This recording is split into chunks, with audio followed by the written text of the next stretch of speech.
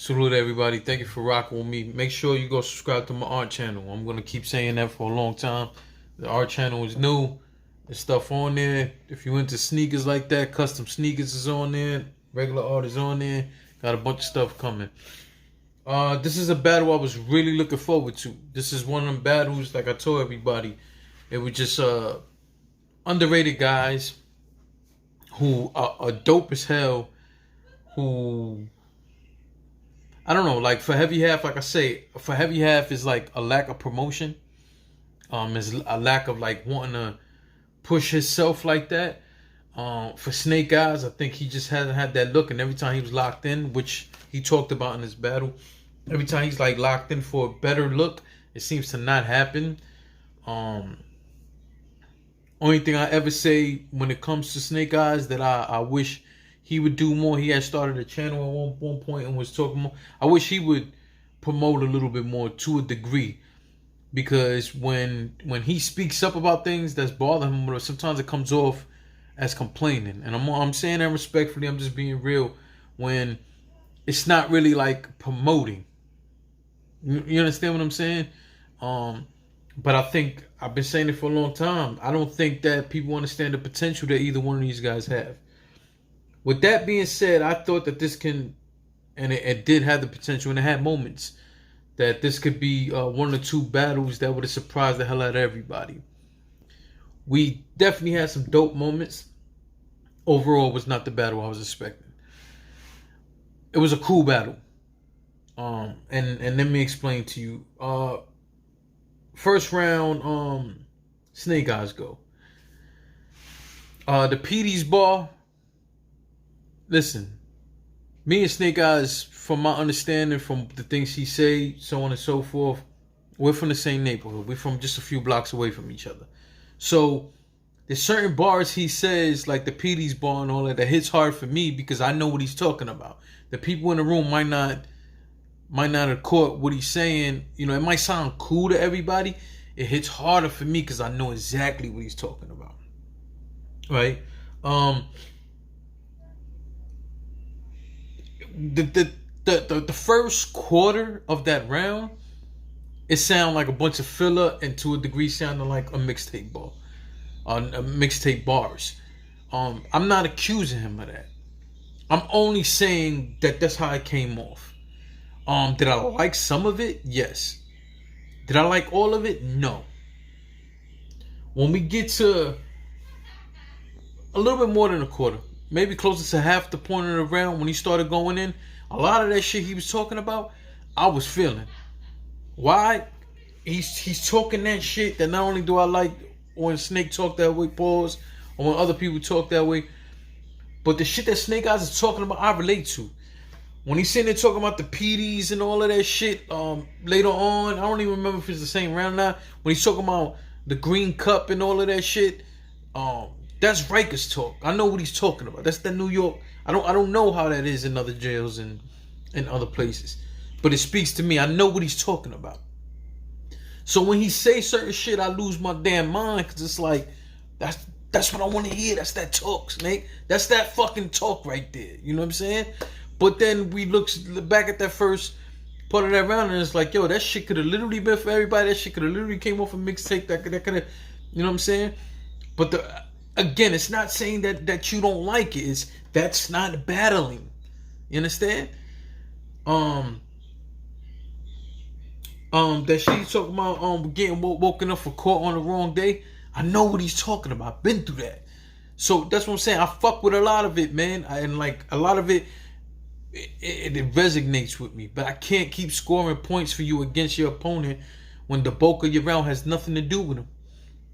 You rapping, and I love what you're rapping about. But Heavy Half goes up there and goes fucking ape shit. I love that energy Heavy Half came with. I didn't see that energy against Math, which is the last battle I remember seeing him at. I don't know where his head was at. I know he was going through certain shit. That's not an excuse. You took the check and you showed up on that stage. You know what I'm saying? So at the end of the day, that first round is closer than it had to be because Snake had a lot of random bars in there. And then Heavy Half showed up barking all in his motherfucking face. And what I like from the both of them is that I think there was times where they somewhat brushed each other, whatever, but things didn't really get physical and never got out of hand. And I love that. To me, that's controlled aggression. That's what we need in battle rap. Controlled aggression. Be aggressive, but you don't need to be doing no extra shit. You know what I'm saying? And they didn't do that, and I love that. So salute to both of them for that. They might not care, but I hate that type of shit, and I respect how they both handled it throughout the whole battle. I respect that. That's one. And again, I got Heavy Half taking that first round. I thought it was, you know, a fairly close round, but again, now I got to look at other elements and look at Heavy Half was the more direct person in that round. Second round, Snake Eyez goes absolutely apeshit. Snake Eyez was literally a fucking pit bull in East Harlem without a leash. They went and found the most fucking, the pit bull that they got out here fighting in all little fucking underground arenas in Harlem. They went and found that motherfucker, and somebody wasn't paying attention. He slipped off the damn leash through his collar, and he just roaming the streets of Harlem. That's what the fuck happened in the second round. Snake Eyez did what I was expecting the whole fucking time, and he went off. Snake Eyez went off. Salute them. That George, that 10 toes down shit, and they you know, he said the medical term for certain shit. I don't even know if this is accurate. It sounded dope as a motherfucker. I'm gonna keep it real. I didn't go fucking Google it to see. Listen, that shit sounded crazy, man. That George Zimmerman line was absolutely crazy. I ain't even gonna lie. That shit made me get up out my chair. Like, motherfucker. Snake Eyez talking that shit. He talking that shit. Heavy Half talking that shit. You know, he's saying, I like the RBE bars in the beginning. You know, basically breaking Snake down. Like, look, you was fucking with URL. You wasn't fucking with us over here. Now URL ain't fucking with you. You trying to come over here, and you're not the only one. So he's breaking that down, and I like that angle that he took. That Adi Boom bar that Heavy Half had was fucking dope. But I give this round, I gave this round right here to Snake Eyez. I think that not only was he was just on fire. He was on fire from every fucking angle. So we don't need to even fucking say any more about that. Like, he really got crazy in that round. But then we go to the third round, and this is where I have the problem. This is my problem. Is this third round? Because at this point we got the first round going to Heavy Half, second round going to Snake Eyez. Now we're going to the third. This third matters. Well, Snake Eyez decides to take shots at Head Ice because that's who he was supposed to battle. And then after they signed a contract a few days later, Head Ice backed out the battle. He had a bunch of Head Ice and Mook bars. He went and started breaking down to Mook and all of them. What I didn't like, and one of the things that he did in this, number one, I'm just gonna keep it real. I'm gonna keep it real. I felt like because Head Ice backed out the battle, whether it be the first round or the second round, I just felt like he showed up to, whether it be the first round or the third round, he showed up to rap. In the third round, most of his bars was about Mook and Head Ice. That TV shot line, that was fucking crazy from Snake Eyez. But the rest of the stuff he said, yo, my man, you're not battling Mook and you're not battling Head Ice.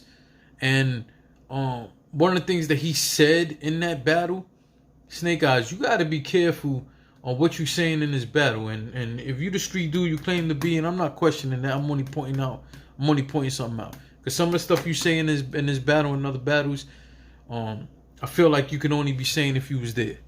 And I've been there. So that's why it resonates with me. But with that said, what you said, some of the things you said in this third round, when you was talking to Mook specifically, I feel like you shouldn't have said in that battle. I feel like you put a target on your back from them people. And I'll leave that at that. With that said, Heavy Half, man, showed up in that third, and it was more. Oh, by the way, that second round from Heavy Half 2 was short. That was a short round from Heavy Half in that second. Third round, man, he did his thing, and you can't take none away from the aggression was still there, the bars were still there, so on and so forth. With that being said, I gave the first round to Heavy Half, second round clearly to Snake Eyez, third round clearly to Heavy Half. So, you know, I look forward to seeing them both battle again. Snake Eyez, I'm just a little more disappointed in how this was handled. But again, what he did rap was good. It wasn't a battle at that point. All right. Salute to all. Again, check out my art page.